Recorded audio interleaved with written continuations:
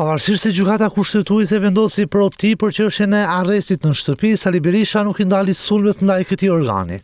8 muaj ju deshën gjykatës për shqyrtimin e kërkesës për diligjencën 4, ndërkohë që afati ligjor është 3 muaj dhe ndërkohë që kërkesat e ministrave shqyrtohen për 2 javë.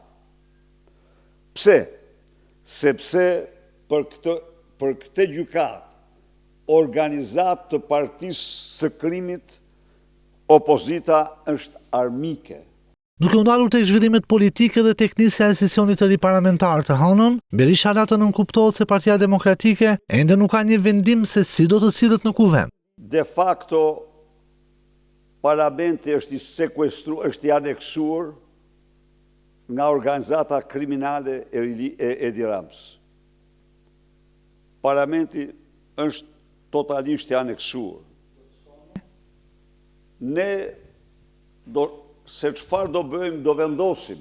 Madje i pyetur nga gazetarë se çfarë do të bëjë Partia Demokratike në rast se Partia Socialiste vijon reformat e vetme, Berisha dha këtë përgjigje.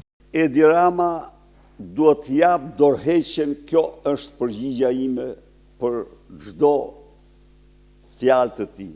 I pyetur në lidhje me pezullimin e vizave të emigracionit nga Shtetet e Bashkuara për Shqipërinë, Berisha nuk preferoi të bënte komente. Përgjigjen kësaj pyetje ja dha qartësisht Ambasada e Shteteve të Bashkuara. Dhe unë nuk mund të shtoj. Kreu i Partisë Demokratike u pyet edhe për zgjedhjet brenda PD-s në pranverën e këtij viti, ndërsa nuk shpalli ende kandidaturën e tij për kryetar, por për Ervin Salianin ripërsëriti qëndrimin se ai është i vetëpërjashtuar.